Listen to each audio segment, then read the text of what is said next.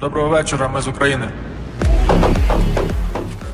Hello, comrades, and welcome back to Ushanka Show. Stories about life in the Soviet Union. Здравствуйте, дорогие товарищи! В эфире программа Ushanka Show. As I promised, in today's video we'll talk some more about Soviet garages, and if by any chance you missed my first video, I'll post the link in the comment section below. And just a quick reminder, so if you had a car in the Soviet Union and you needed a garage, the first step will be to become a member of garage cooperative, гаражный кооператив. That way you can get a small lot, 20 feet by 10 feet, where you can set up your garage. And you technically never own the garage, you are allowed to use it continuously. Постоянное пользование. This awkward setup created quite awkward situations where people live on one side of the city, but their garage cooperative would be on the opposite side of the city. So in order to get your car, you have to use public transportation and travel across the city. Then you drive your car back home, get your family and luggage, and then you drive whatever to dacha or traveling. Then on the way back, same procedure. Now you drop off your family and luggage at home, take car back to garage, and then you travel back by bus or subway back to your home. So that was really awkward kind of situation for many car owners who had garages in the far away from their home. But in some cases, some people could apply to have their garage installed nearby, so like next to your building.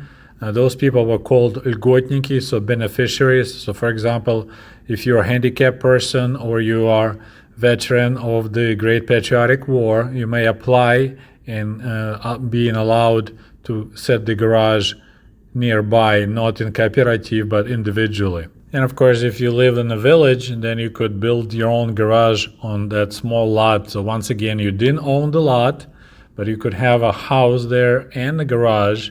So I know a couple of people in the village in the northern Ukraine that they received a car as a veterans of the Great Patriotic War. There's one neighbor got ZAZ Zaporozhets, and he built a small garage right next to his house. So it was very convenient for him. But if you live in a big city, that was more complicated. As I mentioned many times before, my family never owned a car, so unfortunately I'm not really familiar with all this Soviet garage culture of people hanging out. But my father, since he was a spray painter, he spent a lot of weekends helping people to paint their cars, so he knew more about it. But I said, unfortunately, my family never owned a car, so we never had a garage because we didn't have a car. Besides those ugly metal garage buildings that I showed you in my first video, like shown right here on these pictures, some garage cooperative built more solid. They call them permanent garages. So those were built from brick, and usually there will be like one single building with a bunch of garage doors, and then of course inside people do whatever they can. You know, they dig cellars or just the access holes, but there'll be more like unified look instead of this hodgepodge of different metal buildings. And now we need to talk about perestroika and the final years of the Soviet Union. So after the Gorbachev reforms, Soviet people were allowed to import the cars from the West. Before that, we literally had no foreign cars, just Soviet-made Ladas, Zaporozhets, Moskvich, and Volgas. Now people were allowed to bring BMWs, Mercedeses, and it's changed drastically the whole car situation in the Soviet Union. Suddenly, people didn't need to wait 9 years to buy Zhiguli. They could just travel to Germany, buy a used BMW, and they discovered that used BMW was better car than brand new Zhiguli. If you remember, Gorbachev also permitted Soviet people to have small private businesses. They also were called cooperatives. So now a lot of people utilize their garages to repair cars or do some metal work or some other small businesses. So there was another change in whole garage culture. Suddenly there were people busy there working day and night. So it was another big shift in this whole perception of the Soviet garage and garage culture. But the most profound shift and change happened after the collapse of Soviet Union and collapse of the socialist system. Suddenly there was a huge shift in, I would say, cash flow. So people that used to be doing really well, maybe like retired officers, retired Communist Party apparatchiks, suddenly their pensions went next to nothing. A lot of people lost their savings, and now a lot of these car owners from the Soviet era, they couldn't afford to use a car. So they still had a garage, they still had a car, they just couldn't afford to use it. Gas was too expensive, maintaining a car was too expensive. So a lot of people just parked their cars, locked the garages, and left them there for years. And since it wasn't their property, we had no property tax, so it was no cost to keep your car in the garage. And many of the cars stayed there for years, like I'm talking 20, 30 years. So early 90s, that was the origins of so-called modern day garage finds, when a lot of Soviet people or former Soviet people that used to be rich and well to do back in the Soviet days left those cars. Now maybe husbands passed away and wives need money, so they start selling off garages, like just there's the key, give me some money and take whatever inside. And that's how those garage finds now. That's a big business, people buying garages unseen, hoping to find some rare car. A lot of times they call those cars time capsules. So if the car has like original still black license plates from the 70s and 80s, original parts, not modified, they still got magazines laying inside from the 80s. So they find those time capsules, and that's considered like the most desirable thing to find.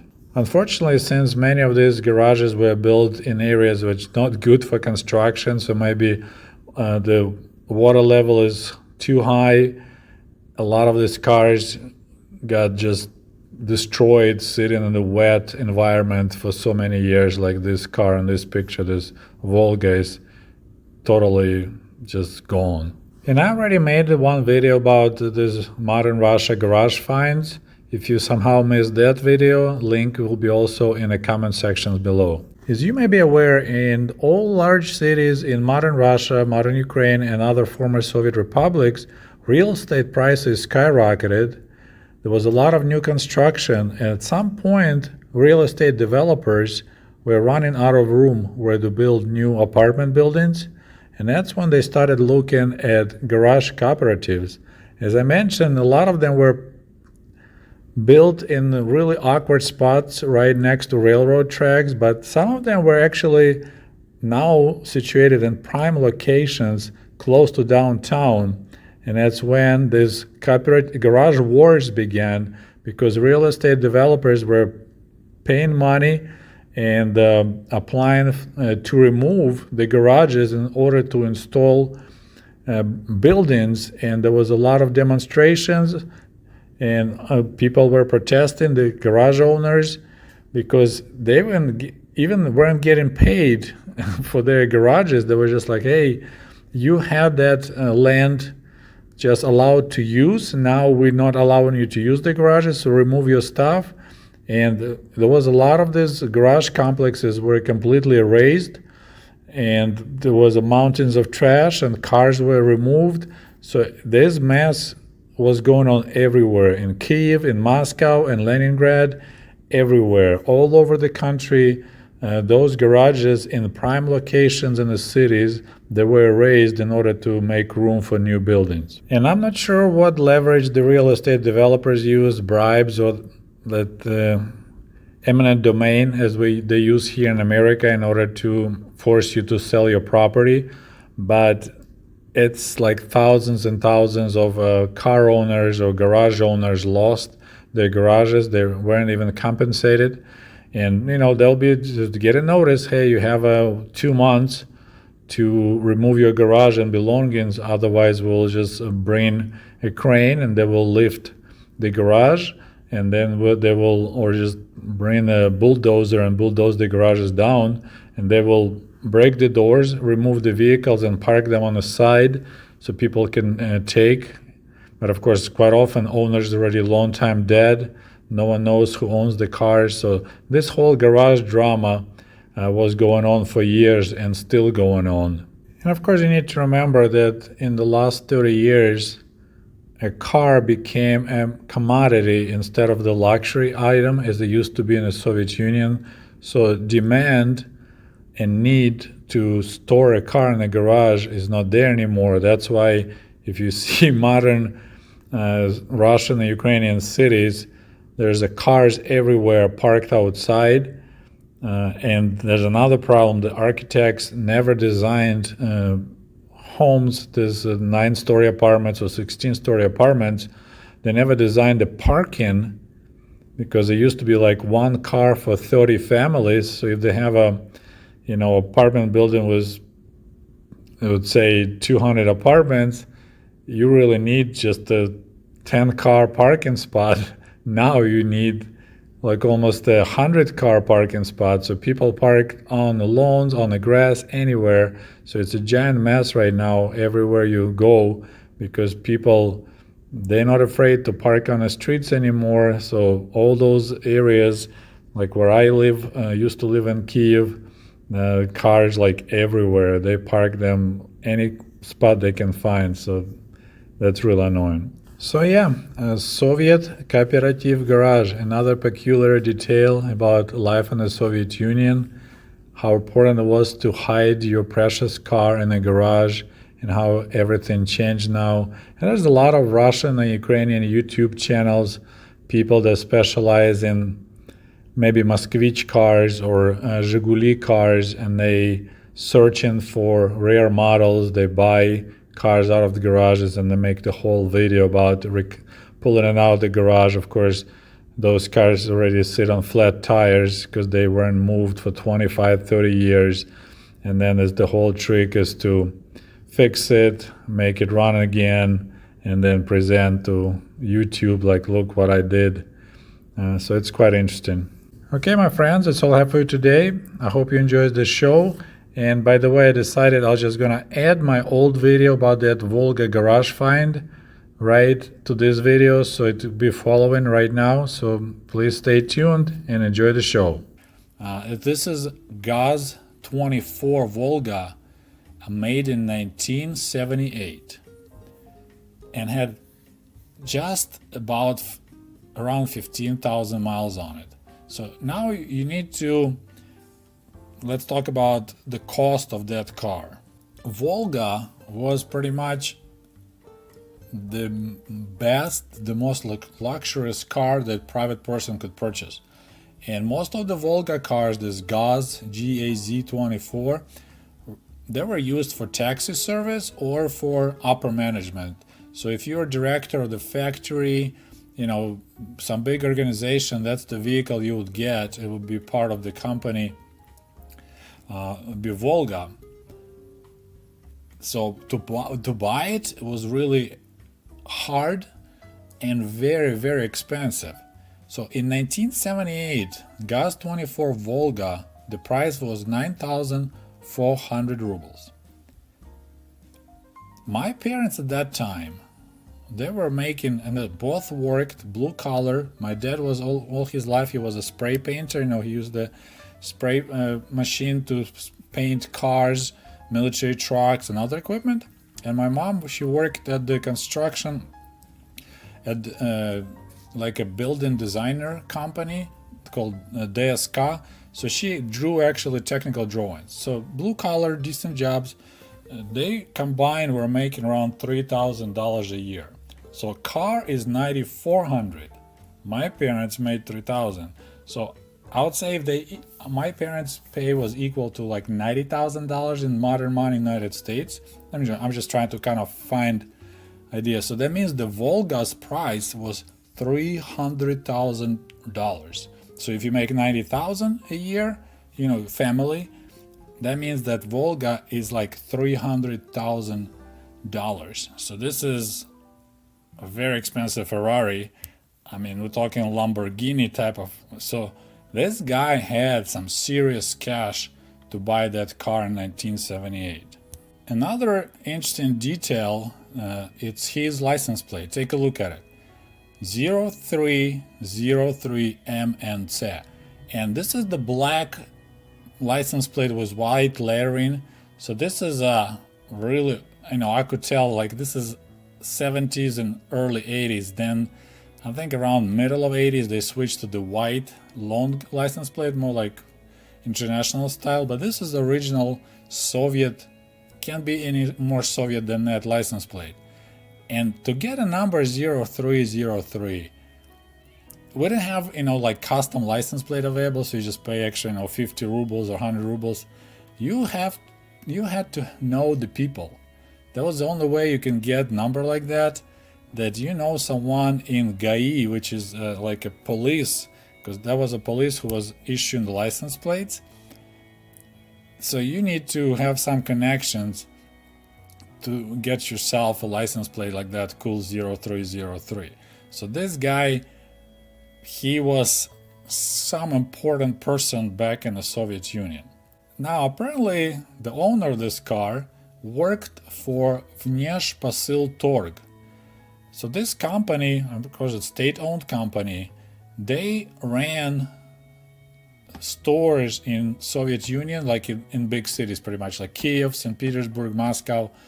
And that was so-called hard currency stores, Berezka. In Ukraine, they were called Kashtan. So this is the stores that were selling stuff to foreigners for hard currency, or to people who, like Soviet people who worked out of the country. So for example, if you work as a sailor or some other profession that you work, in Germany maybe, or Britain, or any socialist country, you're kind of getting paid in local currency. But since it was against the law to own currency in Soviet Union, our government came up with this interesting way. They will exchange your card currency for this special money. They don't give you rubles. They'll give you this cheki of Neshtorg Bank. So there will be like special money, special ruble. It's ridiculous, to think about it. And that's the currency you could use in these Berezka hard currency stores. And you can buy stuff that regular Soviet person just couldn't find in the normal store. So this guy worked for that company, and he spent most of his career outside of the Soviet Union. I'm not sure doing what, but he rarely came back to Soviet Union. That's why he didn't use that car a lot, and that's why he had such a extra low, really low mileage. So he had access to those. He worked for those special checks, and he probably had a way of trading them, getting goods that normally people couldn't get. So that's why he could make so much money to afford a Volga car and get that really cool license plate. And interestingly, right now, these cars, like old Volga cars from 70s, if they're in a good shape with low miles, they can get sold for quite a few rubles or dollars. In modern days, there's the people who make them look brand new. They customize, they restore them. That's interesting. For me, it's like, what is going on? I guess I'm getting old because I never thought those cars are cool. Back then I did, but later I was like, well, I'd rather have a BMW than Volga. But now people who can afford BMWs, they want Volgas in original, all complectations with the original engine and stuff like that. So I looked at the comments, and some people think you can get around 50,000 rubles for the car in that such condition, which is pushing close to $10,000. So this is a lot of money for old, outdated car.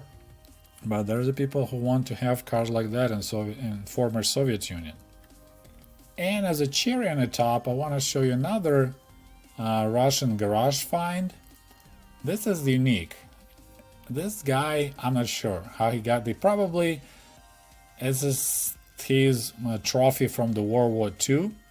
But this old man had BMW 327. So in some garage on outskirts of Tula, which is about 160 kilometers from Moscow, this old man had for years that's a BMW sports car from 30s. He had it sitting in the garage. He was hoping one day to restore, but he never had money. So he had it for a long time, and then he finally gave up. And he called one of these guys who, it's his job to travel around the Soviet Union, former Soviet Union, and find some unique cars. And here we go. Believe it or not, this is old BMW in really poor shape, but my goodness, it's a really rare car, I think. BMW 327 found in Russia. And we're interested to find out how it's ended up in Russia, but my guess would be he was maybe some officer during World War II or during the occupation of Eastern Germany, and he just managed to get that car confiscated and shipped to Soviet Union. He might drove it for a while and then just parked it, and it sat there for years. So I thought it was pretty neat. Well, I hope you enjoyed the show, and thank you so much for your support for my video about my book. I'm very impressed with so many advices and good words. Thank you so much, guys, and we'll talk to you soon. До свидания. Goodbye.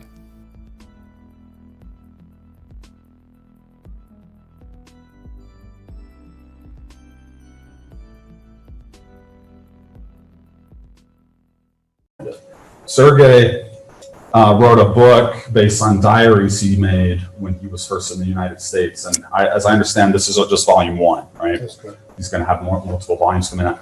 Well, I said, well, since Sergey is kind enough to come up and speak with us, I bought the book. I said, I might as well read this. I read this in one sitting, 2 hours, 2.5 hours. I just couldn't put it down. It was so fascinating because your writing is very compelling, for one. And his story is very interesting for two. It's really interesting. We've lived here our whole lives. We don't have that perspective. It's just so interesting to hear someone else's perspective about what we take for granted.